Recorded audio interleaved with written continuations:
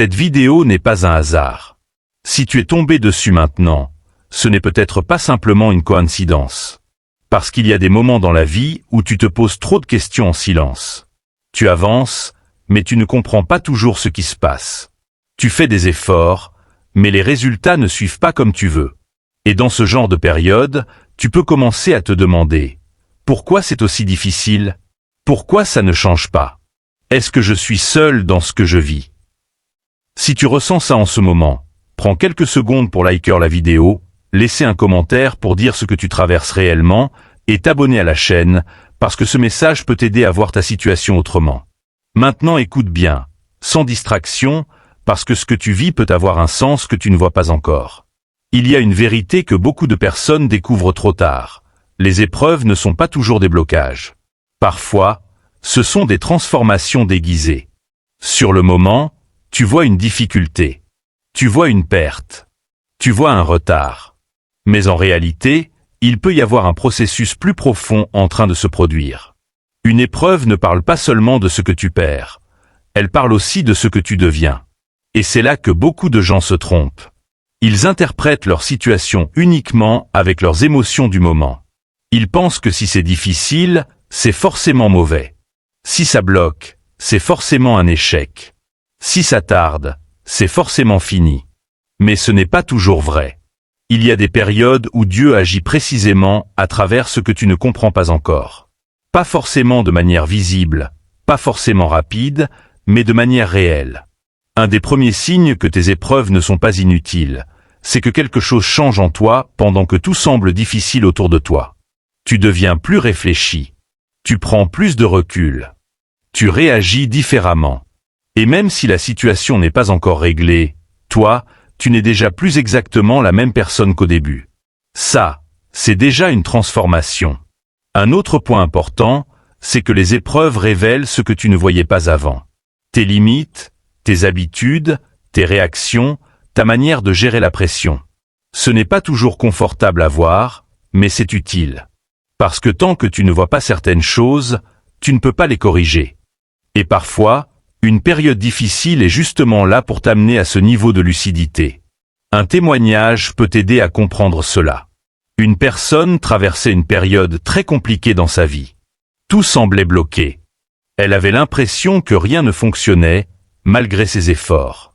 Au début, elle pensait que c'était simplement un échec. Une mauvaise période sans sens. Mais avec le temps, elle a commencé à remarquer quelque chose. Elle devenait plus forte mentalement. Elle apprenait à gérer la pression.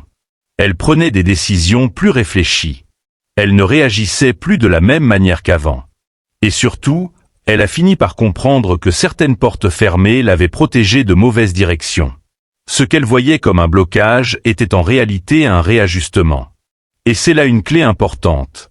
Dieu ne transforme pas seulement les situations, il transforme aussi ta manière de les traverser. Dans la suite, on va aller encore plus loin pour comprendre comment ces épreuves peuvent réellement devenir des victoires, comment reconnaître ce processus dans ta vie, et comment avancer sans te laisser écraser par ce que tu traverses. Dans cette continuité, il faut comprendre quelque chose de fondamental. Une épreuve n'est jamais seulement ce que tu vois à la surface. Ce que tu appelles difficulté, blocage ou retard peut cacher un processus beaucoup plus profond de transformation intérieure. Parce que dans la vie, il y a deux niveaux de réalité. Le premier, c'est ce que tu vois immédiatement. Les résultats, les portes qui s'ouvrent ou se ferment, les situations qui avancent ou stagnent. Mais le deuxième niveau, beaucoup plus important, c'est ce qui se construit en toi pendant ce temps-là. Et c'est souvent ce deuxième niveau qui détermine ton avenir. Une épreuve agit comme un révélateur. Elle met en lumière des choses que tu ne voyais pas en période de confort. Par exemple, ta manière de réagir face à la pression. Ta pazienza, ta discipline. Ta capacité à garder la foi même quand rien ne va dans ton sens. Quand tout est facile, tu n'as pas besoin de développer certaines qualités. Mais quand tout devient difficile, tu es obligé de les construire. C'est pour ça que certaines épreuves ne viennent pas pour t'écraser, mais pour te former. Un point essentiel à comprendre, c'est que Dieu ne travaille pas seulement sur les résultats visibles de ta vie, mais aussi sur la structure intérieure qui soutient ces résultats. Parce que si tu obtiens quelque chose sans être préparé intérieurement, tu peux le perdre ou ne pas le gérer correctement. Donc parfois, le retard que tu ressens n'est pas un refus, c'est une préparation. Et cette préparation peut passer par des situations inconfortables. Un autre aspect important, c'est que les épreuves cassent certaines illusions. Par exemple, l'illusion du contrôle total. Tu réalises que malgré tous tes efforts, il y a des choses que tu ne peux pas forcer. Des portes que tu ne peux pas ouvrir par toi-même. Des résultats qui ne dépendent pas uniquement de ta volonté. Et même si cela peut être frustrant, cela t'apprend une forme d'humilité et de dépendance. Tu apprends à ne plus croire que tout dépend uniquement de toi. C'est souvent dans ces moments que beaucoup de personnes commencent à changer profondément leur manière de voir la vie. Un témoignage peut illustrer cela. Une personne était très confiante dans ses capacités. Elle travaillait dur, elle planifiait tout, elle contrôlait beaucoup de choses dans sa vie. Mais malgré cela, certaines situations ne fonctionnaient pas comme prévu. Elle a vécu plusieurs échecs successifs dans un domaine important pour elle. Au début, elle pensait que le problème venait uniquement des circonstances extérieures. Mais avec le temps, elle a commencé à comprendre quelque chose de plus profond. Elle devait aussi changer sa manière de penser, de réagir, et même sa manière de faire confiance. Cette période difficile l'a forcée à ralentir, à réfléchir, à revoir ses priorités. Et petit à petit, elle a développé une autre version d'elle-même. Plus calme, plus réfléchie, plus stable émotionnellement. Et ce changement intérieur a fini par ouvrir des résultats extérieurs différents. Cela montre que l'épreuve ne modifie pas seulement ta situation, elle peut aussi modifier ton identité. Un autre point très important, c'est que les épreuves testent ta persévérance réelle. Pas celle que tu déclares quand tout va bien, mais celle que tu montres quand rien ne fonctionne. Parce que continuer quand tu vois des résultats est facile. Mais continuer quand rien ne change demande une force différente. Et c'est souvent là que se construit la vraie maturité.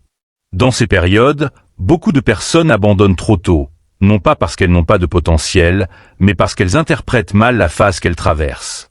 Elles pensent que le silence signifie l'arrêt, que le retard signifie l'échec, que la difficulté signifie la fin. Mais dans beaucoup de cas, ce sont des phases de transition. Un autre élément clé, c'est que les épreuves te forcent à développer une vision plus profonde. Tu arrêtes de regarder uniquement le court terme. Tu commences à réfléchir différemment. Tu te poses des questions plus importantes. Ce processus peut être inconfortable, mais il élargit ton esprit. Et c'est souvent dans ces moments que tu grandis le plus sans t'en rendre compte. Enfin, il faut comprendre que ce que tu traverses aujourd'hui n'est pas isolé. C'est une partie d'un parcours plus large. Même si tu ne vois pas encore la suite, cela s'inscrit dans une évolution. Dans la prochaine partie, on va voir comment ces épreuves peuvent réellement se transformer en victoires concrètes, comment reconnaître les signes de progression, et comment avancer avec une foi plus solide et plus active. Dans cette continuité, il faut maintenant comprendre quelque chose de décisif. Une épreuve ne reste pas une épreuve si elle est correctement traversée. Elle devient une transformation. Et cette transformation ne dépend pas uniquement de ce qui t'arrive, mais de la manière dont tu décides de le vivre intérieurement. C'est ici que beaucoup de personnes passent à côté du processus. Elles vivent la difficulté, mais elles ne la transforment pas. Elles subissent, mais elles n'apprennent pas. Elles avancent, mais sans conscience de ce qui est en train de se construire. Pourtant, chaque épreuve porte en elle un potentiel de victoire. Pas forcément une victoire immédiate, visible, spectaculaire, mais une victoire progressive, intérieure, structurelle. La première transformation importante, c'est celle de ton regard. Quand tu passes d'une vision négative de ton épreuve à une vision plus lucide, tout commence à changer. Tu arrêtes de voir uniquement ce qui bloque, et tu commences à observer ce qui évolue. Par exemple, même si la situation extérieure est difficile, tu peux remarquer que ta patience augmente, que ta manière de réfléchir devient plus posée, que tu prends moins de décisions impulsives. Ce sont des signes de progression réelle. Et ces signes sont souvent invisibles si tu restes uniquement focalisé sur le résultat final. Un autre point essentiel, c'est que les épreuves te forcent à développer une mentalité de reconstruction. Tu n'es plus seulement dans l'attente d'un miracle extérieur, tu entres dans un processus de construction intérieure. Tu commences à te poser des questions différentes. Qu'est-ce que je dois changer en moi? Qu'est-ce que cette situation m'apprend? Comment puis-je évoluer à partir de ça? Et ces questions sont puissantes, parce qu'elles transforment ta posture. Un témoignage peut illustrer cela. Une personne avait traversé une période de grande difficulté dans plusieurs domaines de sa vie. Tout semblait bloqué en même temps. Elle avait l'impression d'être dans une impasse totale. Au début, elle cherchait uniquement une sortie rapide. Une solution immédiate. Un changement extérieur. Mais avec le temps, elle a commencé à comprendre que ce qu'elle vivait l'obligeait à revoir complètement sa manière de fonctionner. Elle devait changer sa discipline, sa gestion des émotions, sa manière de prendre des décisions. Ce processus n'était pas agréable. Il demandait du temps, de la patience et beaucoup de remise en question. Mais progressivement, quelque chose s'est mis en place. Elle a commencé à se reconstruire différemment. Plus stable, plus réfléchie, plus solide mentalement. Ce qui est intéressant, c'est que les résultats extérieurs ont fini par suivre cette transformation intérieure. Cela montre une vérité importante. La victoire extérieure est souvent la conséquence d'une victoire intérieure. Un autre point crucial, c'est la persévérance intelligente. Parce que traverser une épreuve ne signifie pas répéter les mêmes erreurs encore et encore. Cela signifie apprendre, ajuster et continuer avec une nouvelle compréhension. La persévérance sans réflexion mène à la stagnation. Mais la persévérance avec apprentissage mène à la progression. Et c'est là que beaucoup de transformations se jouent. Il faut aussi comprendre que certaines épreuves te repositionnent. Elles t'éloignent de certaines directions pour te rapprocher d'autres qui sont plus adaptées à ton évolution. Sur le moment, cela peut ressembler à une perte ou à un blocage. Mais avec du recul, tu peux réaliser que c'était une redirection. Et cette redirection est souvent nécessaire pour éviter des chemins qui ne t'étaient pas destinés ou qui auraient pu te ralentir encore plus. Un autre aspect important, c'est que les épreuves développent ta résistance émotionnelle. Tu deviens moins fragile face aux situations difficiles. Tu apprends à ne plus être complètement contrôlé par ce que tu ressens sur le moment. Tu développes une forme de stabilité intérieure qui ne dépend pas uniquement des circonstances. Et cette stabilité est une force. Enfin, il faut comprendre que Dieu ne gaspille jamais ce que tu traverses. Même les périodes les plus difficiles peuvent être utilisées pour construire quelque chose de solide en toi. Ce que tu vois comme une période de retard peut être en réalité une période de préparation. Ce que tu vois comme une chute peut être une phase de repositionnement. Ce que tu vois comme une fin peut être un nouveau départ. Dans la dernière partie, on va voir comment toutes ces transformations deviennent visibles dans ta vie, comment reconnaître les signes concrets de la victoire en construction, et comment avancer avec une confiance renouvelée et stable. Dans cette dernière étape, il est important de comprendre quelque chose de fondamental. La victoire ne commence pas toujours par un grand changement extérieur. Elle commence souvent par des signes discrets, progressifs, presque invisibles au début. Mais ces signes sont extrêmement importants, parce qu'ils montrent que quelque chose est en train de se transformer en profondeur. Par exemple, tu peux commencer à remarquer que tu réagis différemment face aux mêmes situations qu'avant. Là où tu paniquais auparavant, tu restes plus calme. Là où tu abandonnais vite, tu continues encore un peu. Là où tu voyais uniquement un problème, tu commences à voir une possibilité. Ces changements ne sont pas anodins. Ce sont des preuves de transformation intérieure. Et c'est souvent comme ça que la victoire se construit. Silencieusement d'abord, visiblement ensuite. Un autre signe important, c'est que tu commences à mieux comprendre ton propre parcours. Les périodes difficiles que tu as traversées ne sont plus juste des souvenirs douloureux, mais deviennent des étapes de compréhension. Tu commences à relier les événements entre eux, à voir une logique que tu ne voyais pas avant. Et ce recul est une forme de victoire en soi. Un témoignage peut illustrer cela de manière claire. Une personne avait traversé une longue période de blocage et d'échec dans différents domaines de sa vie. Pendant longtemps, elle avait l'impression que rien n'avait de sens. Mais en continuant malgré tout, en observant, en apprenant, en ajustant sa manière de penser, elle a commencé à voir des changements subtils. Sa mentalité a évolué. Sa discipline s'est renforcée. Sa manière de gérer les situations difficiles est devenue plus mature. Et progressivement, les résultats ont commencé à changer aussi. Ce qui semblait être une période perdue est devenu une période de construction essentielle. Et avec du recul, elle a compris que sans ces étapes difficiles, elle n'aurait jamais développé la version d'elle-même capable de réussir aujourd'hui. Cela montre une vérité très importante. Parfois, Dieu ne change pas immédiatement la situation extérieure, parce qu'il est en train de transformer la structure intérieure qui permettra d'accueillir la victoire.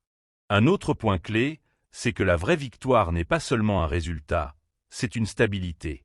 C'est la capacité à tenir, à avancer, à rester debout même quand tout n'est pas parfait.